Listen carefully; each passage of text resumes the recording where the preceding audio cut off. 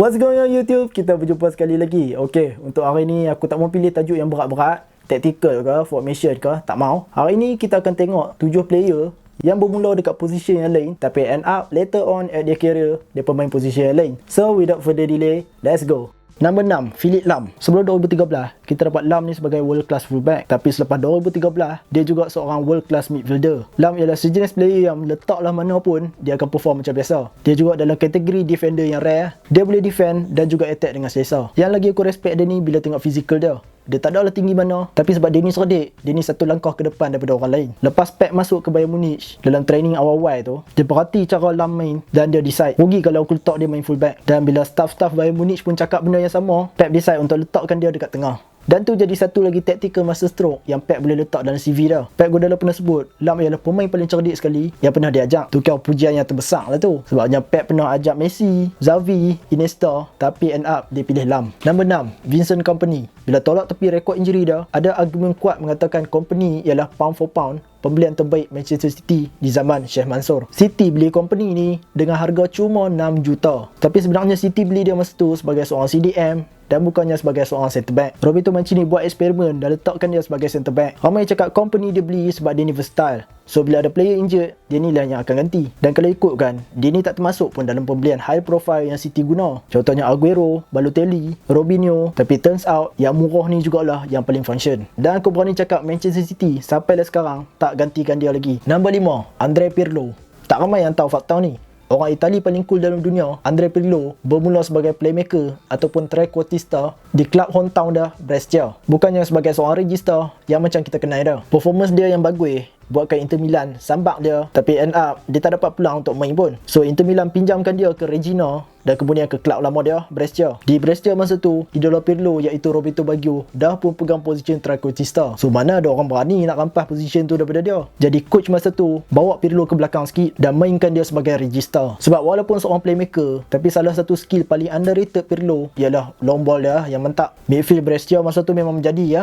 Ada Pirlo dan kuat atas pula ada Roberto Baggio. Season depan tu AC Milan panggil dia. AC Milan pujuk Inter Milan untuk lepaskan dia dan main hitam merah pula. So dekat AC Milan ni lah Pirlo start buat nama. Sebagai seorang lead lain playmaker, dia memang ada banyak masa untuk kawal tempo permainan. Wajar dia bertambah mudah bila dekat depan ada player macam Rivaldo, Shevchenko, Kaká dan Rui Costa. Tapi itulah walaupun dia ni legend dekat AC Milan tak appreciate dia. Dengan bodoh dan naifnya, AC Milan lepaskan dia secara percuma dekat Juventus. Memang silap besar ah. Perpindahan Bosman Pirlo menjadi salah satu pembelian terbaik dalam sejarah bola sepak. Nombor 4, Bastian Schweinsteiger. Tahun 2009, Louis van Gaal masuk Bayern Munich dan dengan dia bawa sekali Arjen Robben. Bila dah ada Robben, seorang left winger muda ni, Bastian Schweinsteiger hilang tempat ah. Tapi sebab bakat yang terlalu besar dan rugi kalau tak guna dia, Louis van Gaal decide apa kata letakkan dia ni sebagai player tengah. Masa tu ramai gila yang bising. Semua orang terkejut dan bising masa tu. Sebab dia ni lebih kurang macam harapan Jerman dan harapan Bayern Munich. Orang pakat pelik sebab apa nak letak dia sebagai pemain tengah sedangkan dia ni ada skill lecet yang bagus dan shooting yang power. Kira skill yang ada pada seorang winger. Tapi itulah Van Gaal, dia nampak apa yang orang lain tak nampak. Turns out role midfielder memang diciptakan untuk Schweinsteiger. Sekelip mata dia jadi jantung untuk Bayern Munich dan juga Jerman. Sebab lagi orang suka pula, dia ni seorang utility player. Dia boleh main attacking midfielder, central midfielder, CDM, box to box dan lain-lain lagi. Kemuncak karier dia aku rasa pada tahun 2014. Final menentang Argentina. Dengan Semi Khedira dan Kramer injured, Toni Kroos pula struggle.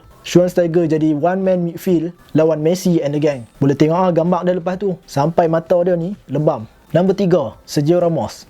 Sebagai seorang fullback, Ramos ni memang selesa bila pegang bola. Setiap kali ada peluang untuk attack, pantang lepas, dia akan naik atas untuk attack. Kualiti attacking ni tu memang semua orang nampak, tapi kualiti defending yang orang tak pernah nampak. Sampailah pada tahun 2010-2011, ada satu injury berlaku dekat Pepe. Jadi Mourinho decide Ramos akan ke tengah. Sebab on paper, memang nampak logik lah. Dia ada pace, ada physical dan juga ada ketinggian. Ramos tak lepaskan peluang. Dia tunjukkan bukan setakat boleh jadi centre back yang competent, tapi centre back yang world class. Statistik masa tu tunjukkan dia adalah centre back yang paling banyak recovery dan juga paling banyak tackle. Over the years, dia dah buktikan dia seorang centre back yang berkualiti. Striker macam Kane, Griezmann, Suarez dan banyak lagi lah. Semua mengaku yang dia ni salah seorang yang paling tough lah mereka hadapi. Dan penghargaan paling tinggi daripada Carlo Ancelotti yang cakap Ramos ni lebih kurang macam Paolo Maldini. Tapi itulah, bila tukar sebagai centre back, ingatkan boleh tukar boleh jadi full back. Rupanya tak. Ada dalam satu match tu, Mourinho letak dia sebagai full back. 20 minit, 2 yellow card. Nombor 2, Gareth Bale.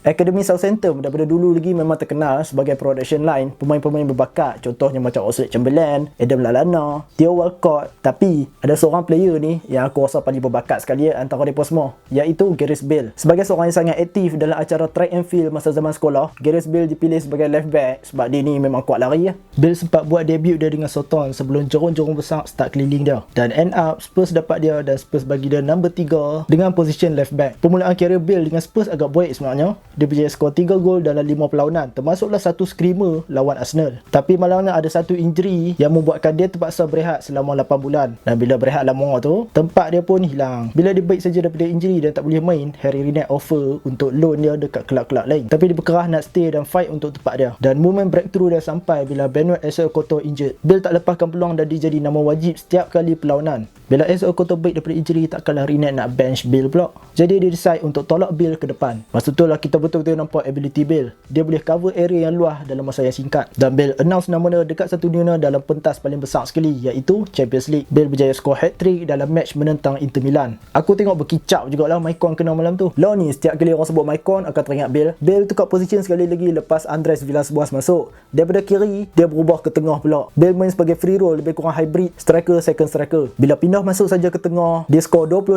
gol daripada 44 perlawanan. Dan Madrid pun saut dia dengan rekod harga 85 juta. Dan daripada situ terbentuklah trio BBC. Nombor 1, Thierry Henry. Kalau Ancelotti pernah cakap, kesilapan terbesar dalam karier dia ialah dia tak pernah sedar yang Thierry Henry bukannya seorang winger. Masa dekat Juventus, Henry memang struggle.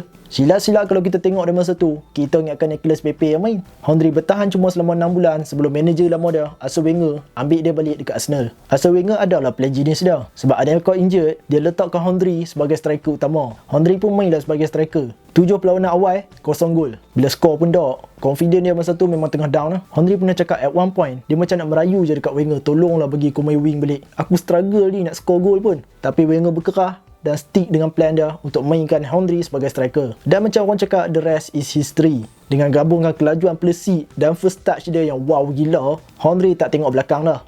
Masa tu lah pelan-pelan dia develop killer instinct depan gol. 228 gol dalam 376 penampilan untuk Arsenal. Dan sampai lah ni jadi striker paling berbisa dalam EPL. Cuma tu lah bila sekarang dia jadi coach, tu dia punya lah garang. Padahal dulu dia pun sama.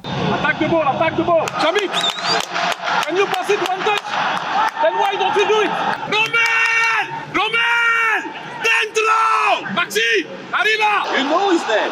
1, 2, not 1, 2, 3. 1, 2. Alright guys, sampai kat sini saja video aku kali ini. Untuk subscriber baru, welcome to our channel. Kalau hampa suka video ni, macam biasa, jangan lupa like, subscribe, share dekat kawan-kawan dan komen dekat bawah kalau hampa rasa aku tertinggal someone. Stay safe. I'll see you when I see you. Bye bye.